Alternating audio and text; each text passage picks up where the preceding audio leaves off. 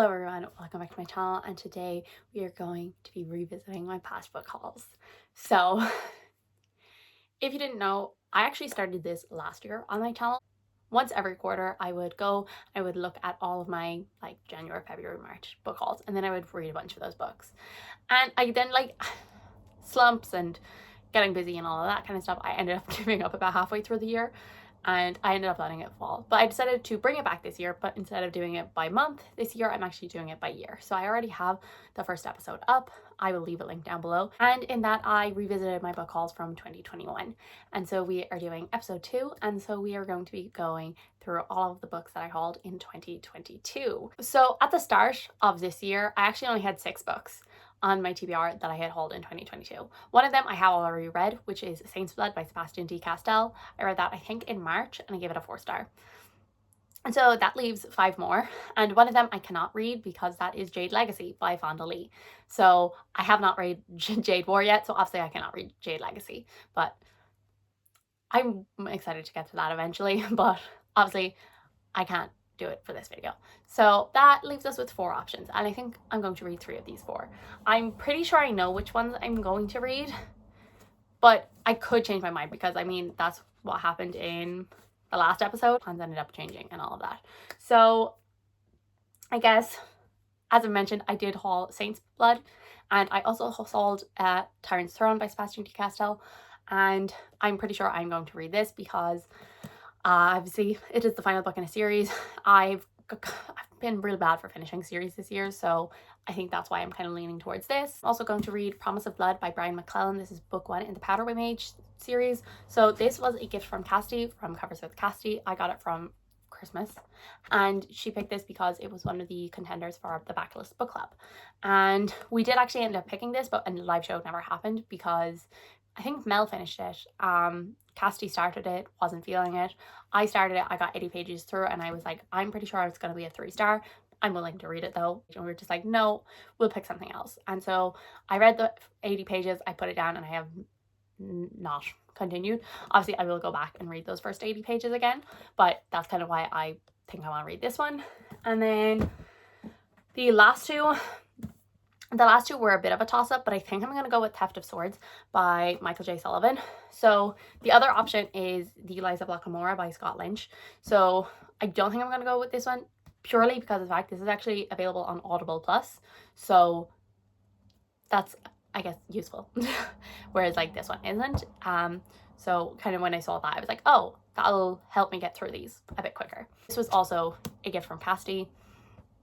Again, she got it along with this because both of these were kind of contenders for backlist. This one never ended up getting chosen. I have read Age of Myths from this author, and I gave it a 3-star, so I'm a little apprehensive but excited. So let's get into it. I felt like this was the appropriate time to update because I'm basically halfway. I don't think I'm quite technically. I don't think I'm quite halfway yet into this book, but also I'm finished the first book. So if you didn't know, this series, I think it was originally self-published, and it was actually 6 books, or I'm actually not sure. I think I might have actually technically gotten picked up before the final book came out, but either way, this book anyway is made up of 2 books, and so obviously I don't know whether they were they're too short or what the thought behind it was, or maybe when I read this I'll be like, yeah, you know what, they make sense being 1 book, but I don't know, stay tuned to find out. But basically this is technically book 1 and 2. Wait, should I have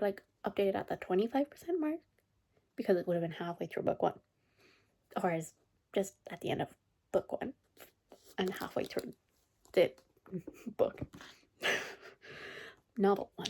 That would be a better way of saying it. Yeah. I'm finished novel 1, but halfway through book 1. So yeah. But anyway, that was a weird tangent. But I'm giving it 4 stars. The first bit, anyway. And so, which is also another question. Do I rate them separately, or do I just rate the one? I think I'll probably just rate the one because, when I read, The Dark Vault, which is The Archive and the Unbound by V.D. Schwab, I included them all as, 1 on Goodreads. So, I'll probably do the same for this. I'll probably just rate Theft of Swords instead of, the 2 separate stories. But the first one is 4. So, I mean, I suppose that is actually a good point, because like if the second one is like a 3-star, what am I gonna do? Because I don't give 0.5 stars. This follows two characters who are a pair of people. They're a pair. They do jobs. They'll assassinate someone, they'll break into somewhere, they'll steal stuff, they'll do anything. They are hired to basically steal this famous sword, and they head off to do it, and they end up discovering the body of the king, and they are immediately framed for it, and they get wrapped up in a plot that is much bigger than either of them expected or wanted.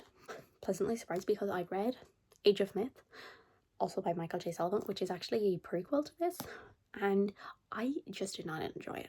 I just did not connect to it whatsoever. I was listening to audiobook, which I also listened to the audiobook for this because it's on Audible Plus, which is nice.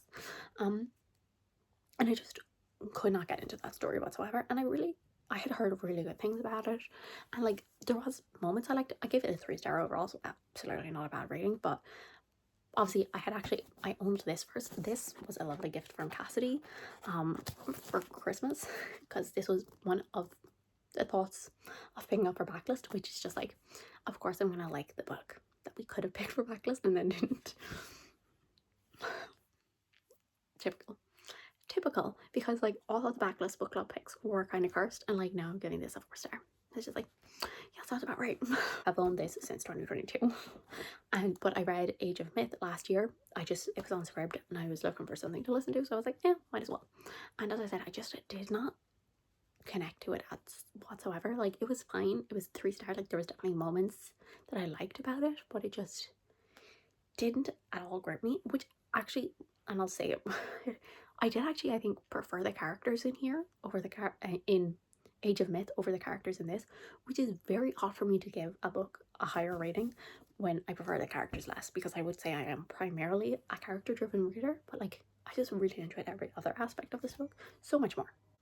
I didn't love the other book that I read from him, and also backlist book club picks are cursed, despite the fact this obviously isn't technically a backlist book club, but it was a thought of. And so I was a little apprehensive going into it, but I just really liked it. And as I said, I do think the characters are probably the weakest aspect of this. But I can definitely see them growing on me, and I can definitely see potential as the story goes on. But I'm hoping, like, as the series goes on, his characters will be stronger. I kind of forget where I was when talking about this. But I did listen to it as I said on Audible. I will say the audiobook isn't the best.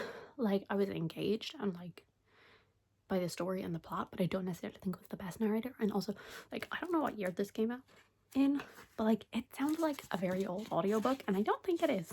Didn't do a very good job of like distinguishing like the two main characters, which probably didn't help with me feeling very mad towards them. As I said, I just was so thoroughly engaged with the plot that like I didn't mind. I didn't mind not loving and connecting to the characters. I didn't mind anything else. I really liked the world. I was like fascinated by the lore, which like as I said, I have actually read Age of Myths, and yet like I guess that just did not stick in my brain at all, because like I was doing, I was like, this sounds vaguely familiar, but like I loved learning about like the background of the world, like these religions, all this stuff. And as I said, like the plot itself was just so, it just really gripped me. And like I'm hoping, as I said, that I will really start to actually care about the characters in future books. That would be ideal. And then I can see myself like really loving the series, but like I'm pleasantly surprised by this. Like I did not think I would enjoy it as much as I did. So I guess on to book 2 of it, and hopefully it will continue to be good.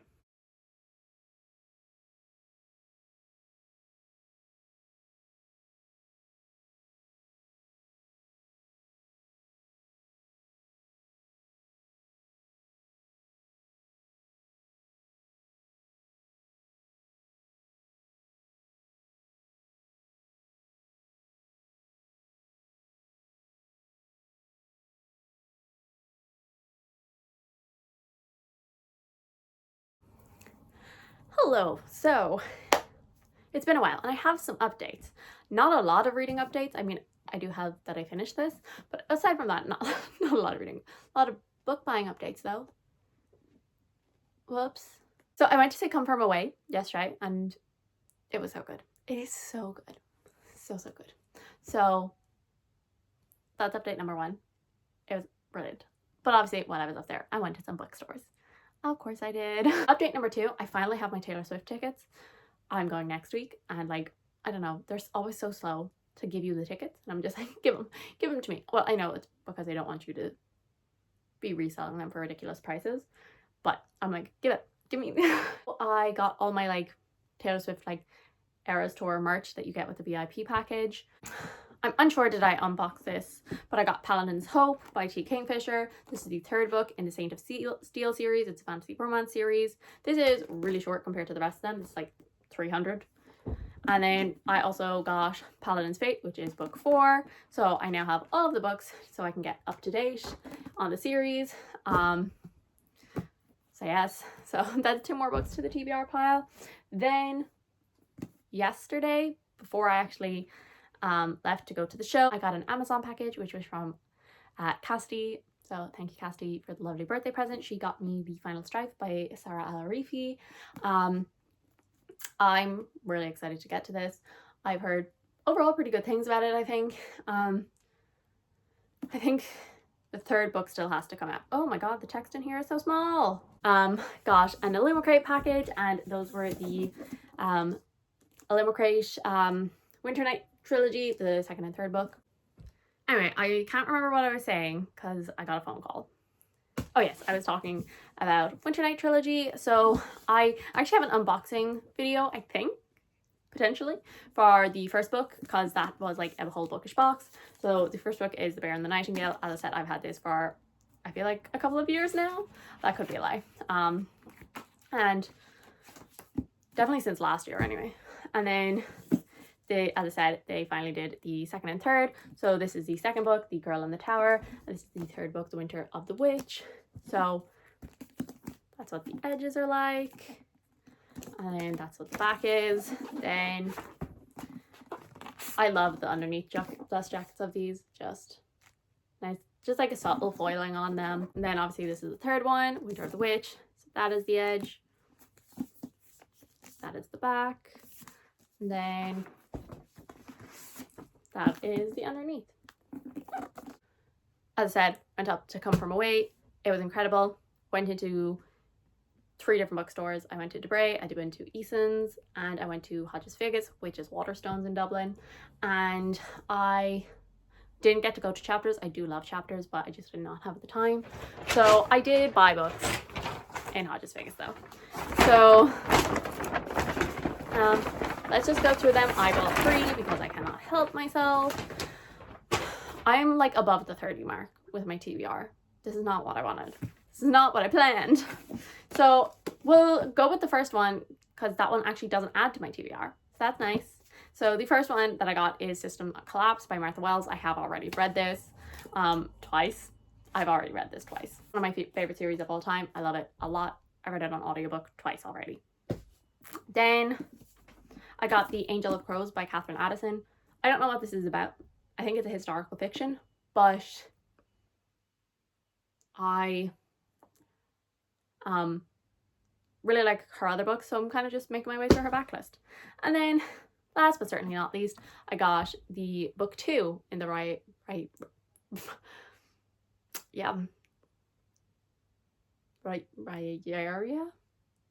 I listened to the audiobooks. I should know how it's pronounced. Revelations by Michael J. Sullivan. Obviously the sequel to this, which I will say, why is one matte and the other is like glossy? And this one is also like way floppier, which I do like, but I think I prefer the matte. So that confuses me greatly. And also like completely different. Like I know one is like slightly sun damaged anyway, but like completely different paper. So, oh, it's literal Bible paper.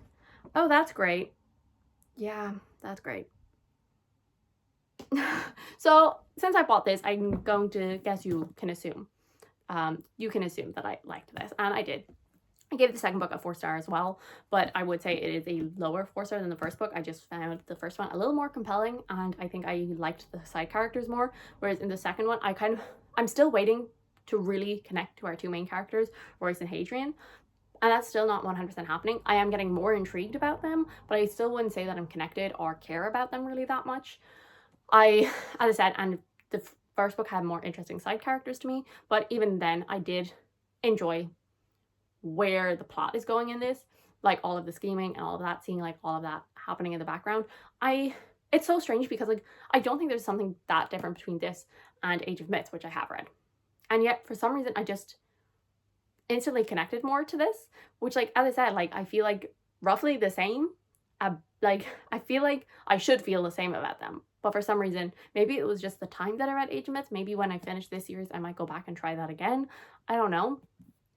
Because as I said, there's something about this, like I don't understand why I'm liking it so much, because like as I said, I'm a pretty character driven reader, not particularly compelled by these characters. Like I'm intrigued, but I can't say that I'm like really attached. And like, yes, I do find the plot interesting, but like I wouldn't necessarily say it's like a super unique plot, but I don't know, something about it just really works for me. I just had a really good time listening to it. So yes, so that's good, and I will eventually get to this. And now I have to go try and find a space for all of these books. Hello. So I'm officially, I think, just over the 50% mark into Promise of Blood by Brian McClellan. So book number 2. So this again is another gift that Cassidy gave me in 2022. I think both of them were actually Christmas presents, and they were both the next options for backlist. Let me see. I still have the note floating around in here. Yeah. Merry Christmas. I felt like I could make your life easier and gift you the 2 highest contenders for backlist. Did either of these get read for backlist? No. In fairness, in both of our defense, we did technically start this. I think I got about 80 pages in. I think Mel might have finished it. I think she gave it like 3-star or something, or maybe more. Maybe more, maybe less. I don't know. I can't remember. I will have to fact check myself. And then I think Cassidy started it and was like, "I'm not feeling this. I don't want to read it," and then asked me how I felt about it. Anyway, so yeah, so I think I read 80 pages and was like, just from those 80 pages, I have a feeling I would probably give it a 3-star. And so then we decided, no, we're not doing it. We had a bad run and we wanted something that we would like. And then I think that's when we decided to read The Book of the Ancestor, which I gave every single one of those 3 stars. So it wasn't really that good for me, but for the rest of them. Anyway, so yes, so which I will say, because I'm now 50% obviously of the way in, and so that is 284 pages. So 200 more pages, and I do still feel like it's gonna be a 3-star, but I think maybe a higher 3-star than I originally thought when I read it. But like, it's still definitely gonna be a 3-star. It's okay. I can't say that I like it, but I can't say that like I'm really liking it or that I love it or anything like that. It's like, it's okay, it's fine. I definitely could see why people would like this, but like it is just not my kind of story, to be honest. The way that like the female characters are spoken about, which like I can overlook that to some degree. Like I get, oh, it's just they're trying to create like this dark world, and I'm like, I'm sorry, you can't do that without calling every woman that you meet this name and that name and all of this. Like, you can't do that. So yeah. Oh, I haven't really told you what this is about. So this is following a couple of different characters, but basically this a coup has happened. They have killed the king. They have overtaken the government. They no longer want a monarchy, and so we follow like the guy who is in charge of it, his son, and like a couple of other people, like someone who's investigating some people and all of this. And I think, to me, everything is just very okay. And I think another big disadvantage is I don't care about guns. Like, I don't care.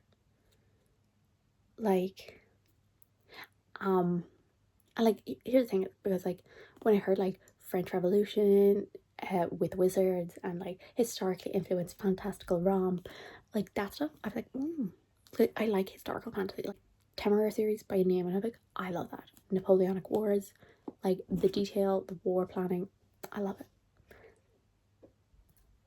This is not that, because this is like, it's just not hitting the same. And maybe it's because it's focusing on aspects of the war that I don't really care about as much, like the stuff like you know, all of this gun stuff, and like there'll be like a paragraph where it's just talking about this specific thing and how this shot works, and I'm like, I don't care. I'm sorry, but I can't say that I'm like disliking it or anything, because it's like very much like there'll be something happening and I do get really into it, like I'm gripped, and then like just like there'll be like this line or a paragraph and I'm just like, no, I don't care. So yeah, that's the problem. But like I don't care about the characters whatsoever, and like the plot is interesting enough. As I said, I don't really care about the magic system because I don't really care about the whole gun stuff. I am intrigued by like the political maneuverings that are happening, and like people are keeping secrets and all that. I always enjoy that kind of stuff. So like I like that, but like the writing is also not gripping me.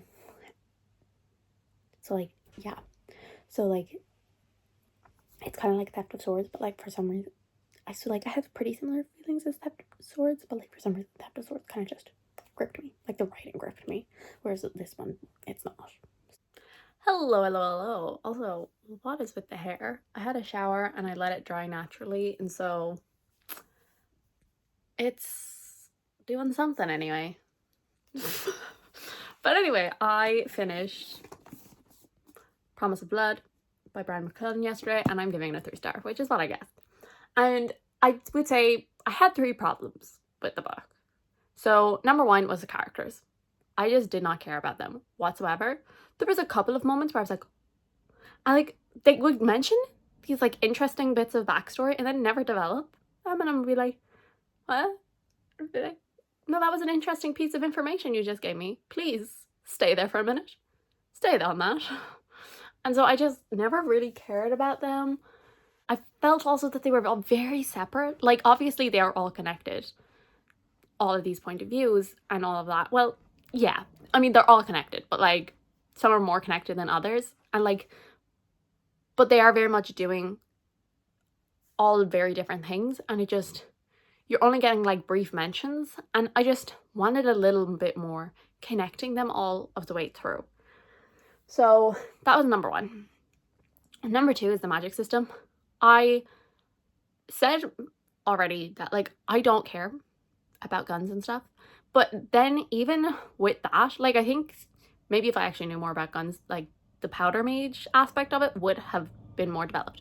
But there was all so different kinds. So there's like privileged, there's like having a knack, and then there's being a powder mage. And so like, as I said, I feel like the powder mage one was pretty well explained overall. I would say I understood it, I just wasn't particularly interested in it because of guns and stuff. I don't care.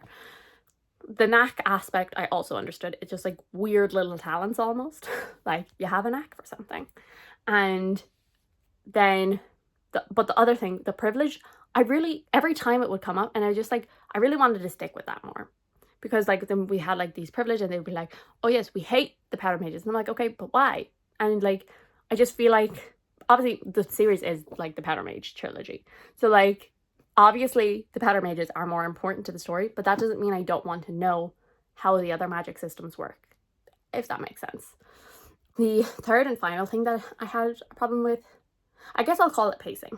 And I think this is probably the biggest one, because like it connects into the other 2, kind of. Because as I said with the 2 of them, there would be things that got brought up and then I'd be like, oh, and then they wouldn't stick with it. And then I think some other aspects of the story that I found boring, they stuck with for too long.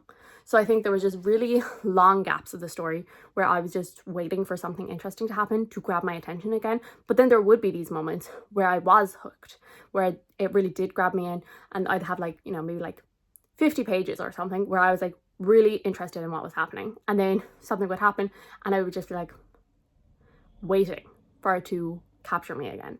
And that just like obviously really messed with the flow of the story for me. So as I said, when I was hooked, I really did enjoy it.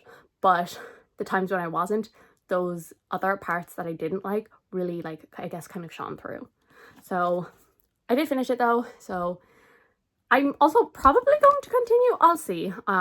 Like, I'm not in a rush, but, and I don't think I'll like buy them physically, but I will probably continue because I'm at it up. And so now we are on to my third and final book for this vlog, and that is going to be Tyrant's Throne by Sebastian D. Castell. And I've been reading this series, I think, since 2022. I think I read the first book in April, I believe. Would it have been the first Realmathon? It was. I read it for the first, it's all connected to Casty. I read it for the first Realmathon, and then my birthday was that May, and I got the rest of the series, and I have very slowly made my way through the series. So I'm now on book 4, and I'm relatively excited for this. I've given all of the books 4 stars. The third book was my favorite so far though, so I'm really hoping for good things from this final one. So wish me luck.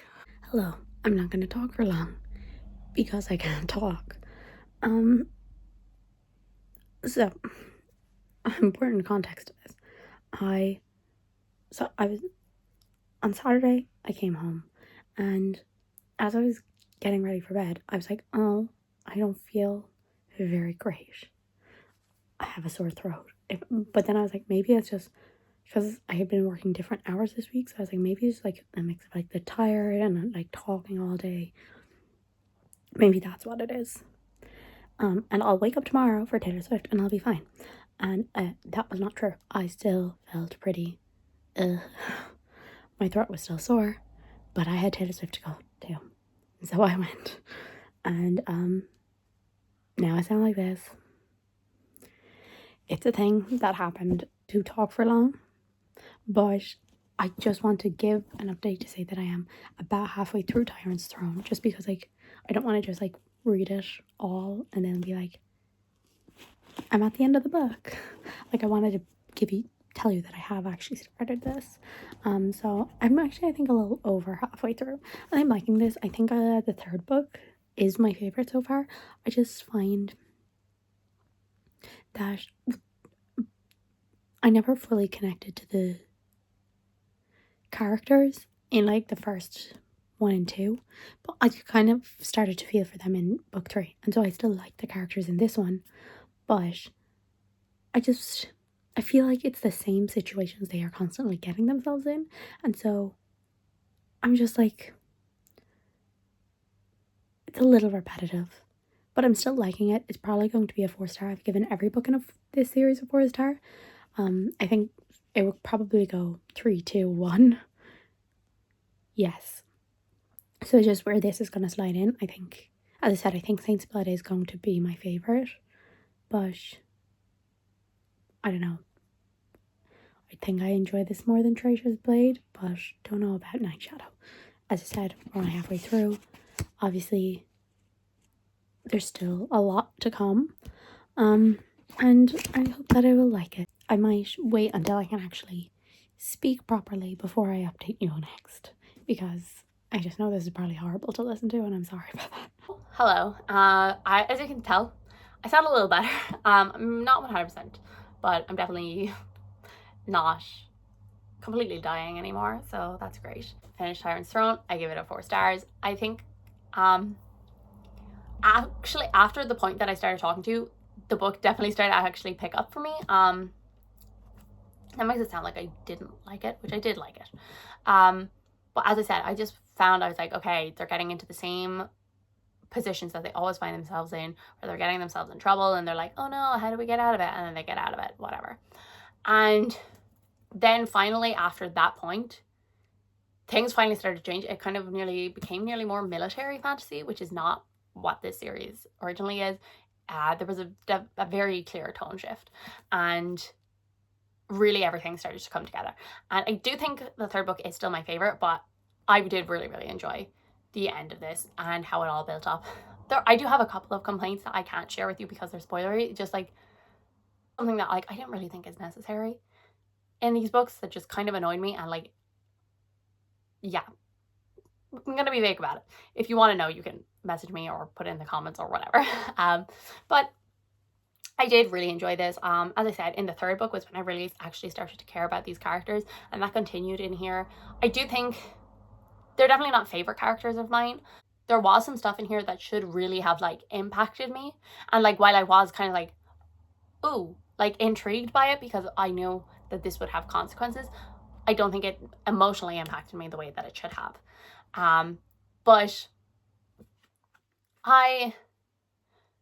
But I think the way that it was all laid out was very clever, and I had a really good time with it. I don't really know how to explain it. Obviously, it is the fourth book in a series, so it is very hard to explain, but I had a good time with this, and I'm really glad that I have finally finished this series. And as I said, really the last half in here was really, really good. It really did pick up the pace. It really changed from everything. And I would say the first book is like very much its own thing, and then I feel like the second, third, and the start of the fourth book are very much a lot of the same thing to me.